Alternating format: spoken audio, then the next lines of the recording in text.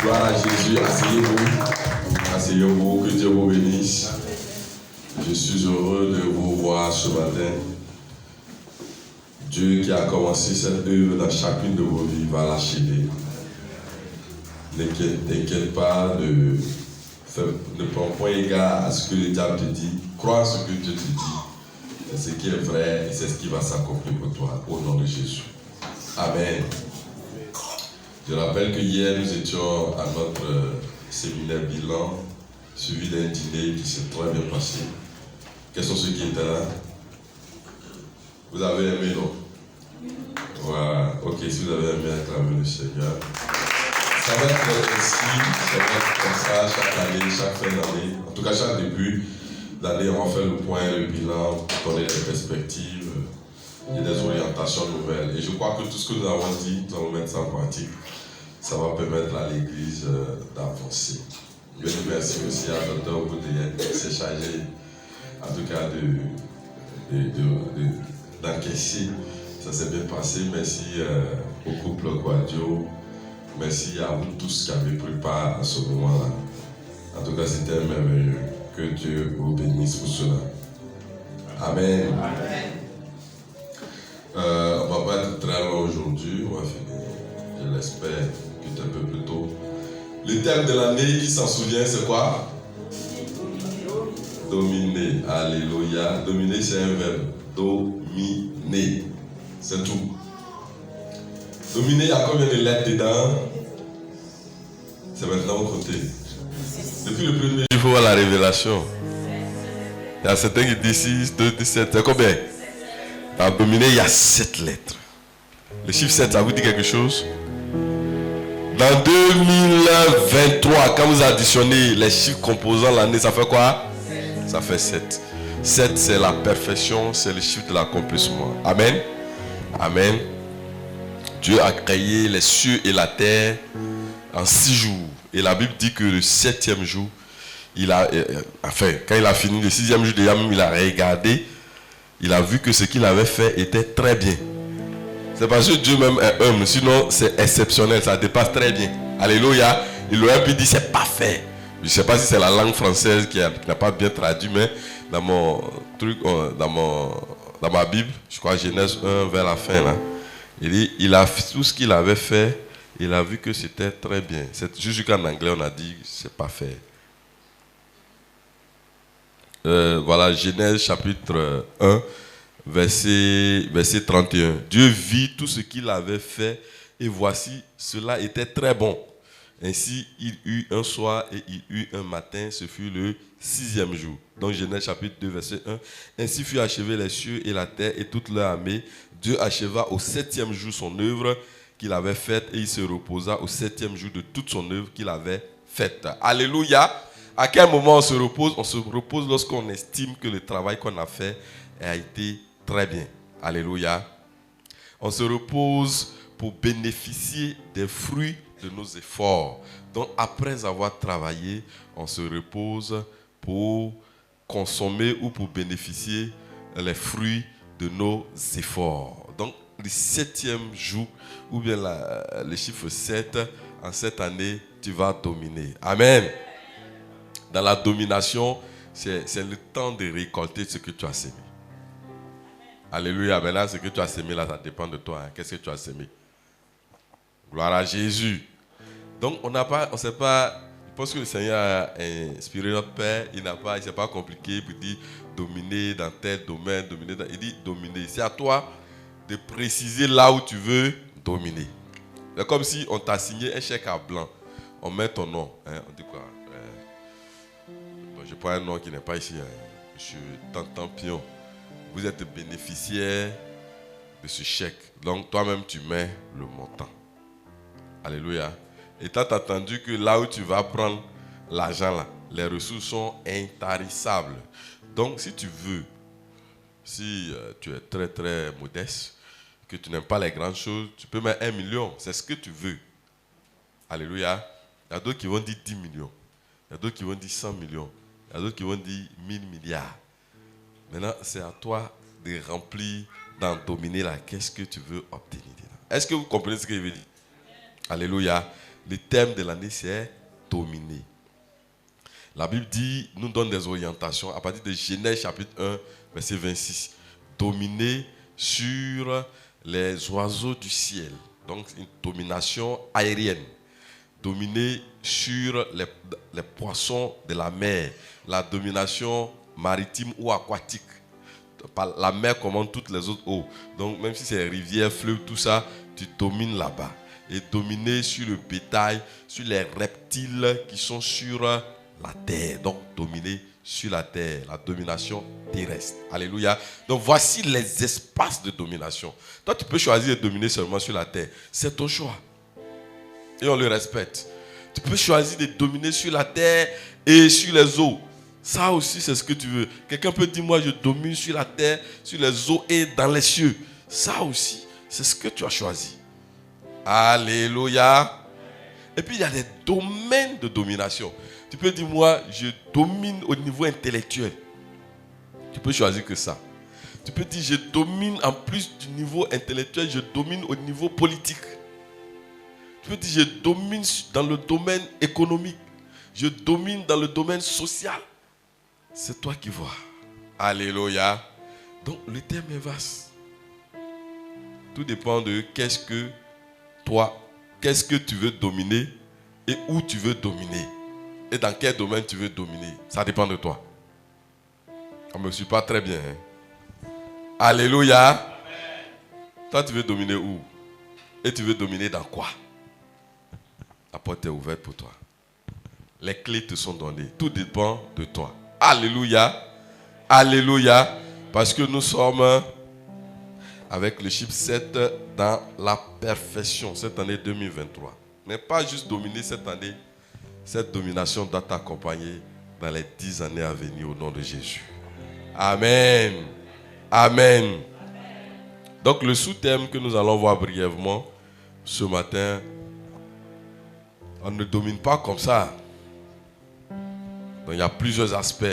On va dominer par la prière persévérante. Alléluia. Dominer par la prière persévérante. Donc la prière est un moyen efficace qui nous permet effectivement de dominer. Alléluia. Rachel, il faut t'asseoir quand tu as arrêté.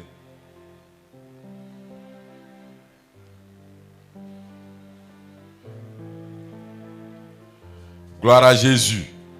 Alléluia. Donc, dominer par la prière fervente.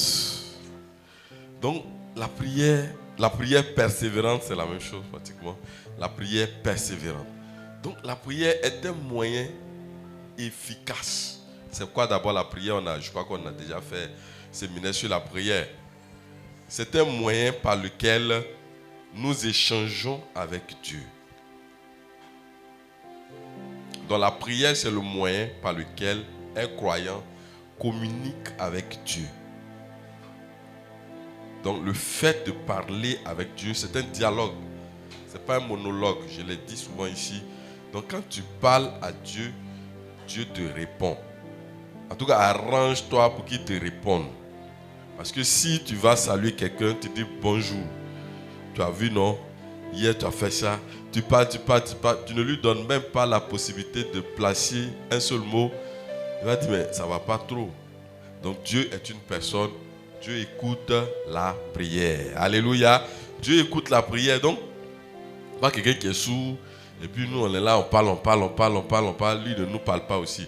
Tu vas faire 1 heure ou 2 heures. Tu pries. Aujourd'hui, j'ai parlé à Dieu. Mais lui, il t'a dit quoi?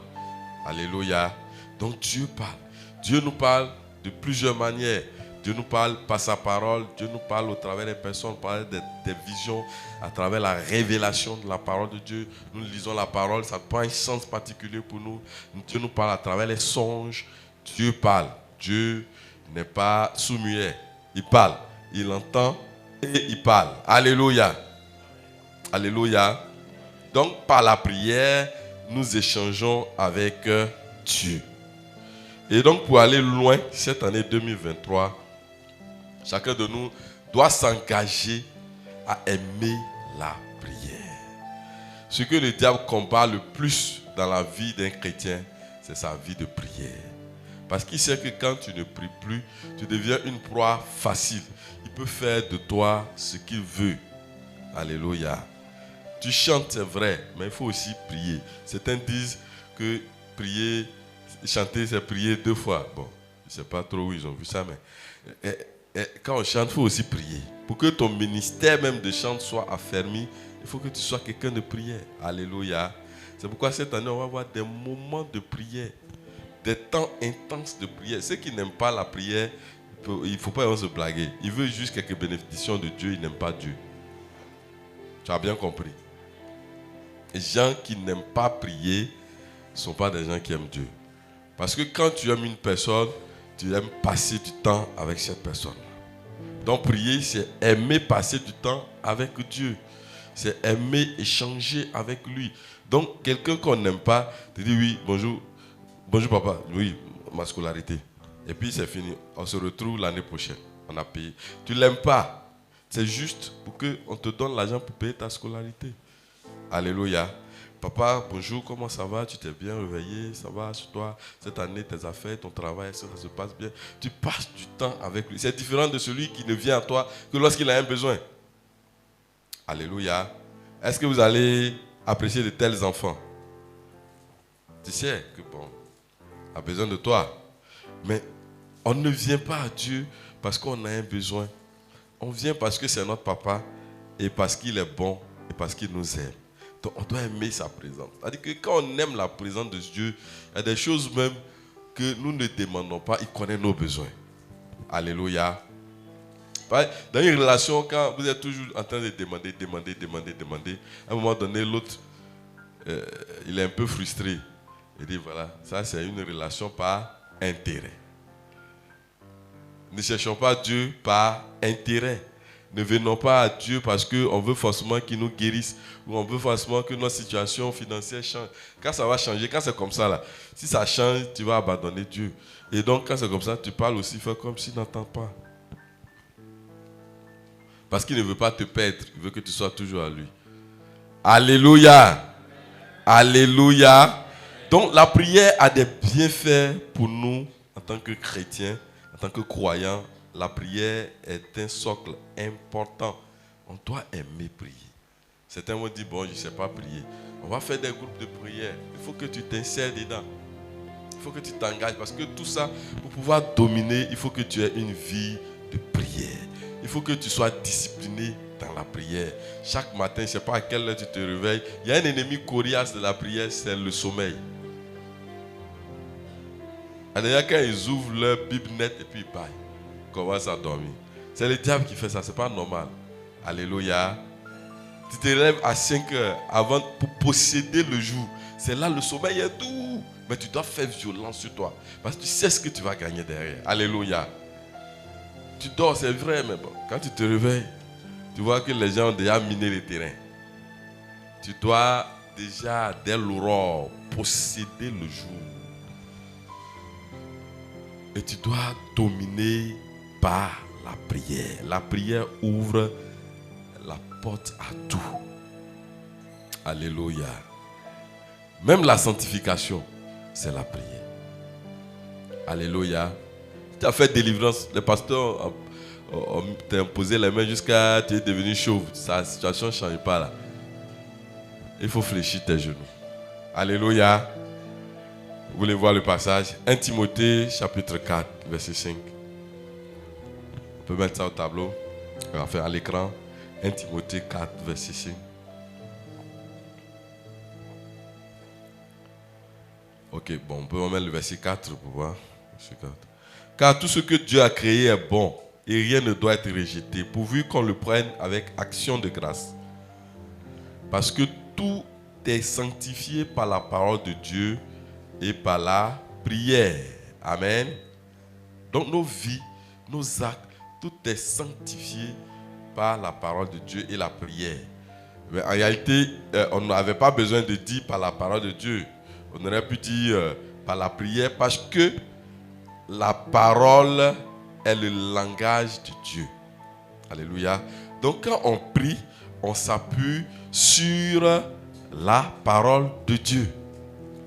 Donc je ne viens pas et puis je raconte mes propres mots, mais je ramène à Dieu ce qu'il a dit dans sa parole. Donc celui qui parle de prière, parle de méditation aussi de la parole de Dieu. Alléluia. Tu peux pas venir te dire, bon, chez nous, il n'y a rien à manger. Aujourd'hui, les casseroles, Seigneur, toi-même, il faut voir. Bon, c'est tous tes propres mots. Ce n'est pas le langage de Dieu. Alléluia. Je ne comprends pas chinois. Moi, je ne sais pas un peu le chinois. Si quelqu'un vient me demander un service que normalement je peux rendre et qu'il me parle en chinois, je vais penser qu'il est en train de m'injurier. Parce que les mots aussi sont lourds. Alléluia. Il va dire, il dit, mais lui, là, il veut dire quoi? Alléluia. C'est vrai, Dieu comprend toutes les ethnies. Mais ce n'est pas l'ethnie qui est le problème, mais c'est la procédure, c'est le canal par lequel on lui parle. Alléluia. Donc, ce n'est pas parce que tu parles ton ethnie, bété, anglais, gourou ou baoulé. Ce n'est pas ça qui l'intéresse. Mais quand tu parles baoulé là, est-ce que c'est la parole de Dieu en baoulé que tu lui présentes? Alléluia. C'est ça qui est le langage de Dieu.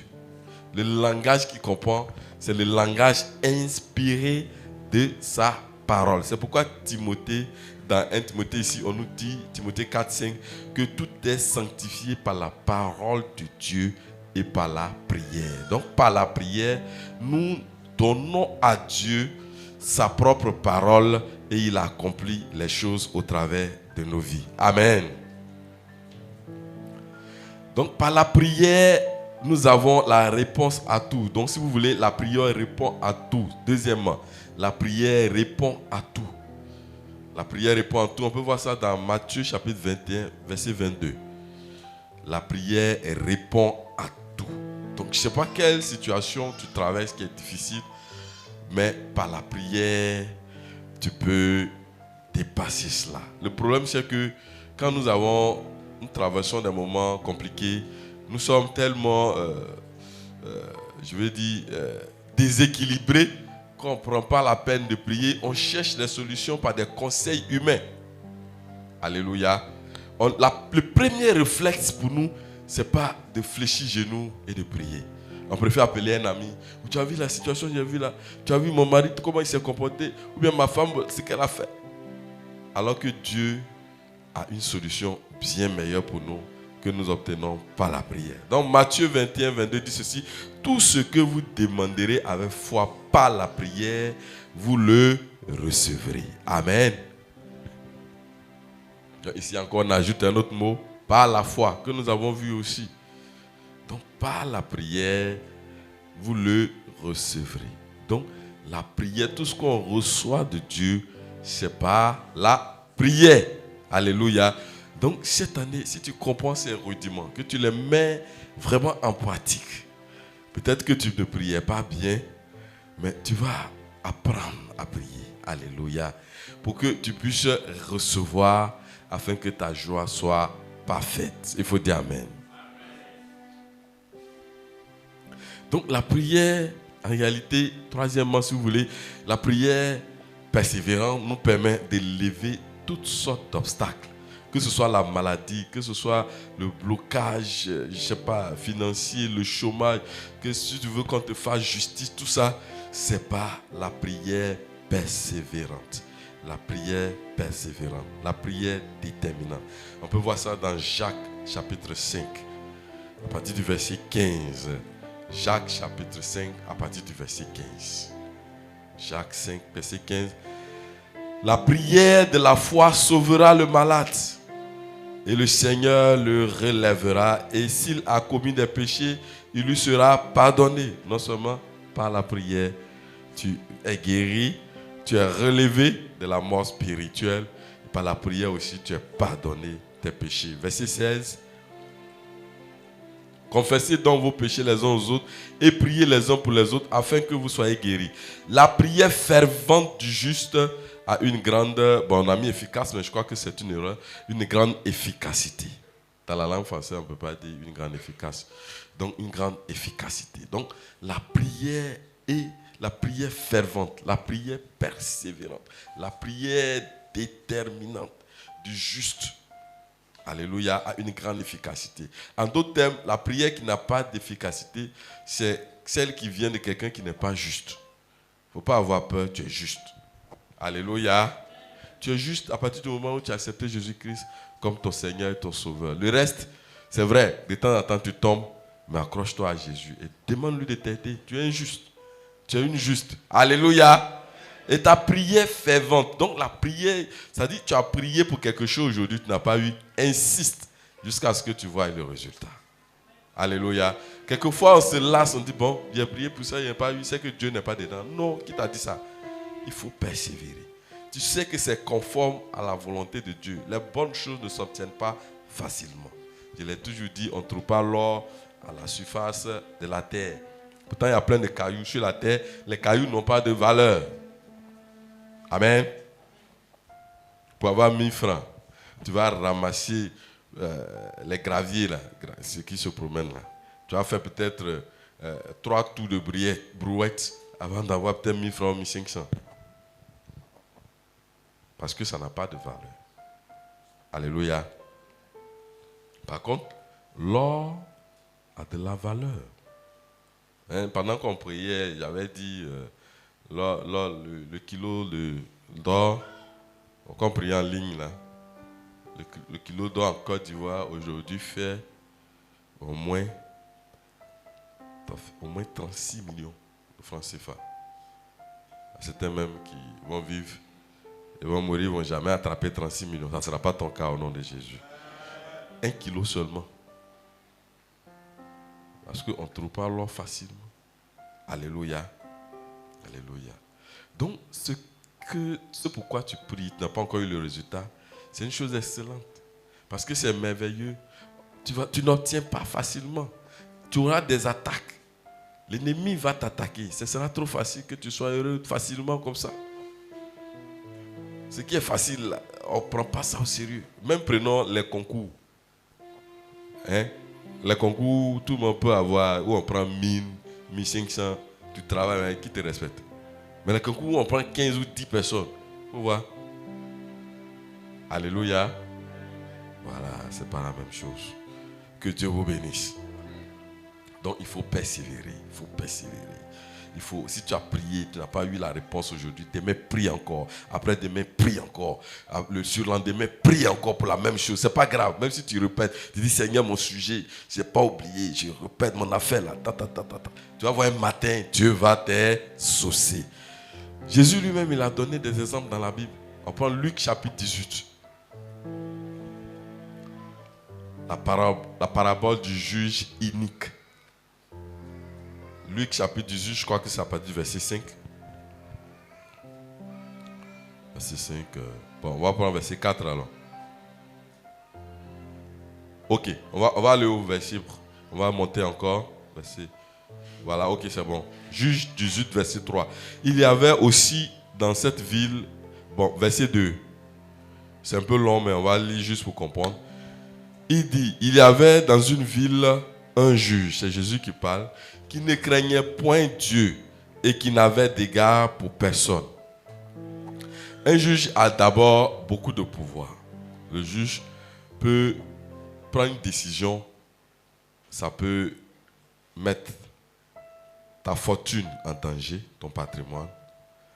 Sa décision peut te priver de ta liberté. Et puis dans les pays où il y a la peine de mort, sa décision même peut te priver de ta vie. Ça, au niveau humain déjà, voilà les pouvoirs du juge. Mais c'est pour ça que c'est encadré par la loi pour ne pas que le juge fasse n'importe quoi. Alléluia. Donc le juge a aussi des patrons, il a une hiérarchie et il y a la loi aussi qui l'encadre. Mais ce type de juge dont Jésus parle ici, on dit il ne craint pas Dieu. Donc il n'a pas peur de Dieu d'abord. Et on dit il n'a d'égard pour personne. Donc c'est un demi-dieu. Alléluia. Donc il est dangereux. Mais malgré son caractère dangereux, voilà ce que Jésus va nous dire. Le verset 3. Il y avait aussi dans cette ville une veuve qui venait lui dire, fais-moi justice de ma partie adverse. Donc par nature, en Israël à l'époque, les veuves, les femmes ne faisaient pas de grand boulot. Donc déjà une veuve par nature, c'était quelqu'un qui était pauvre, qui était faible et tout ça, qui n'avait pas la protection nécessaire.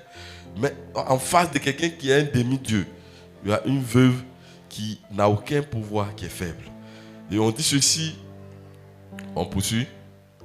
Pendant longtemps, il refusa. Donc le juge inique va refuser. Par la suite, on va voir dire, mais ensuite il dit en lui-même, quoique je ne craigne point Dieu et que je n'ai d'égard pour personne, on poursuit, néanmoins, parce que cette veuve m'importune, je lui ferai justice afin qu'elle ne vienne pas sans cesse me rompre la tête. On poursuit. Le Seigneur ajouta, entendez ce que dit le juge inique. On poursuit. Et Dieu ne fera-t-il pas justice à ses élus qui crient à lui jour et nuit et tardera-t-il à leur égard? Amen.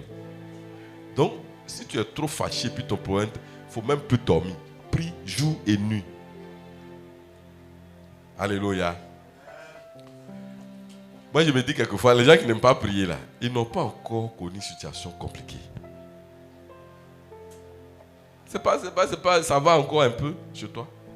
Tu vas prier. Tu arrives à être, tout est fermé même. Tu penses même que le ciel te tombe dessus. Tu n'as pas d'autre recours que de prier. Alléluia. Tu sais que Jésus répond à la prière. Et puis tu n'es pas bien coincé. C'est pour ça que quand on dit viens prier, tu sautes. Sinon quand tu es bien coincé là, tu vas prier. Alléluia. Alléluia. Il y a des problèmes, quand tu as ça là, le sommeil ne vient pas. De toute façon, tu aimes dormir là. Il y a des situations même qui font que le sommeil ne vient même pas du tout. Si le sommeil ne vient pas, qu'est-ce que tu vas faire? Tu vas prier. Et Dieu permet ça quelquefois aussi. Pour nous arracher du danger. Pour nous arracher des griffes de l'ennemi. Donc voici l'exemple ici. Jésus dit que quelqu'un qui est mauvais, quelqu'un qui ne respecte personne, qui a tous les pouvoirs, il est obligé de regarder, d'écouter ce que la dame dit parce que elle revient. Matin dit, juge, monsieur le juge, mon problème. À midi, elle vient, monsieur le juge, mon problème. Peut-être même qu'à minuit, elle vient et répète la même chose. Elle dit, attends, j'ai réglé le problème, la dame là, elle va me rester tranquille. Pas parce qu'il était gentil, pas parce que la dame lui faisait pitié, mais parce qu'elle l'importune. Ça veut dire, Dieu même veut qu'on l'importune. Tu n'as pas bien compris. Dieu veut même qu'on le dérange. Par là, nos prières. C'est la seule fois où on dérange, déranger est une chose positive. Dieu lui-même là, il veut qu'on le dérange par nos prières. Sinon il va... Bon, il ne dort pas, mais bon. Quand dans la barque, Jésus dormait, non? Personne ne causait à lui. Les disciples étaient là. Personne ne s'intéressait à lui. Donc lui, il dormait. Quand il dormait, la barque a fait quoi? Ça s'est enfoncé. Et on dit, ils l'ont réveillé. Seigneur, tu ne vois pas qu'on est en train de périr. Mais tu ne causes pas à lui, il va dormir. Alléluia. Il ne faudrait pas que Dieu dorme dans ta vie. Tu dois le déranger par la prière. Alléluia. Il y a un autre exemple aussi dans Luc. Dans Luc chapitre 11, à partir du verset 5. On va voir ça et puis je pense qu'on va terminer pratiquement. Bon, il est quelle heure déjà? Il est presque 9 heures. Ok, on va. On dit, il a dit encore, si l'un de vous a un ami et qu'il aille le trouver au milieu de la nuit pour lui dire, ami, prête-moi 3 pains. Car un de mes amis est arrivé de voyage chez moi et je n'ai rien à lui offrir. Et si de l'intérieur de sa maison, cet ami lui répond, ne m'importune pas, la porte est déjà fermée, mes enfants et moi sommes au lit, je ne puis me lever pour te donner des pains. Je vous le dis, même s'il ne se levait pas pour les lui donner parce que c'est son ami, il se lèverait à cause de son importunité et lui donnerait tout ce dont il a besoin. Alléluia. Ami, on n'a pas dit son camarade, hein, on dit son ami. Avec l'ami, on partage une certaine intimité. C'est-à-dire, l'amitié est plus profonde avec... Enfin, je veux dire, les relations sont plus profondes avec l'ami qu'avec un camarade. Et on dit, malgré cela, il va le réveiller la nuit, au milieu de la nuit. C'est pas peut-être à minuit, 1h du matin là-bas. Il dit, j'ai reçu un étranger, j'ai reçu un autre ami, donne-moi du pain, il y a le nourrir. L'autre dit, non, je dors déjà, attends demain. Parce qu'il est presque jour, il ne faut pas me déranger, il ne faut pas couper mon sommeil. Je vais faire de beaux rêves. Mais s'il va, il revient encore, il tape la porte, il dit je veux mon pain. Il revient encore, il dit chaque 5 minutes, il vient taper, il va dire bon, tiens le pain. Pas parce que c'est son ami qui l'aime beaucoup, mais parce qu'il le fatigue, parce qu'il l'importune. Alléluia. Regardez au niveau humain déjà. Comment l'homme est obligé quand on l'importune. L'homme qui a un cœur qui n'est pas toujours droit, qui est mauvais, il répond aux sollicitations parce qu'on l'importune. À plus forte raison, Dieu qui est bon, quand on le dérange, est-ce qu'il ne va pas s'occuper de nous? Alléluia. Alléluia. J'ai dit le dernier, mais on va voir un dernier point aussi. La prière persévérante, en réalité, libère notre destinée. Ce que Dieu a prévu pour nous, là, c'est la prière qu'on l'obtient. Il faut qu'on note ça. La prière persévérante libère notre destinée. On va prendre l'exemple de Jésus et ses disciples à Gethsémani. C'est dans Matthieu chapitre 26, à partir du verset 30. Le même passage est repris dans Marc chapitre 14, verset 30 là-bas aussi. Jésus avait un plan sur la terre, c'est de venir mourir pour toi et pour moi, pour que nos péchés nous soient pardonnés. Donc mourir n'est pas une malédiction pour Jésus, c'était le plan de Dieu pour lui. Mais dans le chemin entre sa naissance, dans ce parcours entre sa naissance jusqu'à la mort, Jésus avait la possibilité de trahir Dieu. Jésus avait la possibilité de dire non, je ne veux plus mourir. Alléluia. Alléluia. Est-ce qu'on me suit? Donc, ça veut dire quoi? Entre ce que Dieu t'a promis et sa réalisation parfaite, il y a un chemin à suivre. Et ce qui t'accompagne, c'est la prière. Alléluia. On va lire le passage, vous allez comprendre. Après avoir chanté les cantiques, il se rendit à la montagne des Oliviers. Alors Jésus leur dit, je serai pour vous tous cette nuit une occasion de chute, car il est écrit, je frapperai le berger et les brebis du troupeau seront dispersées. On poursuit. Mais après que je serai ressuscité, je vous précéderai en Galilée. Pierre, prenant la parole, lui dit, quand tu serais pour tous une occasion de chute, tu ne le seras jamais pour moi. Jésus lui dit, je te le dis en vérité, cette nuit même, avant que le coq chante, tu me rénieras 3 fois. Pierre lui répondit, quand il me faudrait mourir avec toi, je ne te rénierai pas. Et tous les disciples disent la même chose. On s'arrête là. Voilà Jésus déjà qui prédit ce qui va se passer. Il dit, lui, il va mourir. Et puis c'était dans le plan de Dieu qu'il meurt. Alléluia. Mais il ne savait pas comment mourir. Et il était allé prier, c'était difficile. Donc ça veut dire que si Jésus ne priait pas à Gethsémani, il pouvait dire, je refuse de mourir. Et l'humanité, ça veut dire nous tous on était foutus. On ne pouvait pas s'arrêter pour prêcher ce que je suis en train de faire là. Le plan de Dieu allait renverser. Et peut-être le diable allait vraiment prendre le contrôle de toutes choses. Mais par la prière, il a supporté ça. Il s'est fait accompagner de ses disciples qui ont commencé même à faire des promesses sans qu'on le leur demande. Alléluia. C'est comme des femmes ou des hommes qui disent à leur conjoint, je ne vais jamais t'abandonner, je ne vais jamais te trahir. Frère, soeur, c'est la prière qui peut te permettre de respecter ça. Alléluia. Ou bien, pasteur, je ne vais jamais te trahir, je serai toujours avec toi. Non, ça sont des paroles flatteuses. Prie. Sinon, ce que tu dis là, ce n'est pas évident que ça. La prière. Le même Pierre. Et on dit, les autres ont fait comme lui. On dit, et tous les disciples disent la même chose. Quand Pierre a fini de parler, les autres aussi ont dit, non, nous-mêmes, on ne peut même jamais. Non, tu as la parole de la vie. Comment ça? Nous, on va te trahir comment? Même si on doit mourir avec toi, on meurt avec toi, on meurt ensemble. Comme en Côte d'Ivoire, on le dit. C'est même eux, quand on l'a attrapé, ils sont tous mis dedans. Alléluia. Parce qu'ils n'ont pas pu faire une heure de prière. Donc pour libérer, ça fait rire, mais pour libérer notre destinée, on est obligé d'aimer la prière. On doit avoir une vie de prière. C'est la prière qui nous protège. Sinon tout ce qu'on dit, nos paroles là, ça là c'est du blabla. Ce qui nous permet de respecter ce qu'on dit là, c'est la prière. Quand quelqu'un dit, moi je suis un homme de parole, tu ne pries pas, oui, quelle bonne parole tu es. Ça, quand ça va changer là, c'est pas parole, la situation va changer, tu vas changer de bouche. Tu vas changer de conviction. Même tes propres enfants, là, tu es capable de les régner si tu ne pries pas. C'est pourquoi quelqu'un qui il faut avoir pitié des païens. Ce n'est pas leur faute. Souvent, ils ne veulent pas être méchants, mais leur cœur est contrôlé. Et comme le diable lui-même est méchant, il ne connaît pas Dieu. On lui dicte les choses et puis il accomplit.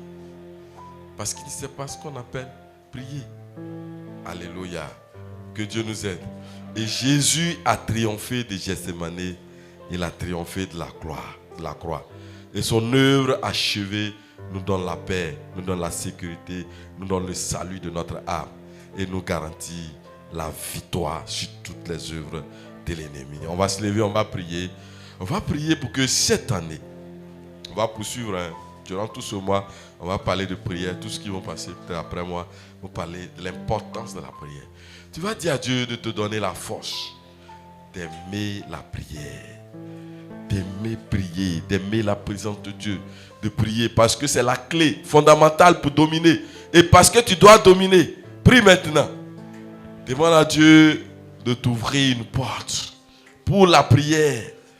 Que tu aimes la prière, que la lourdeur s'éloigne de toi. Que la mort spirituelle s'éloigne de toi. Que tu sois constamment en éveil. Que le feu de l'esprit soit allumé en toi. Et que tu aimes la présence constante de Dieu.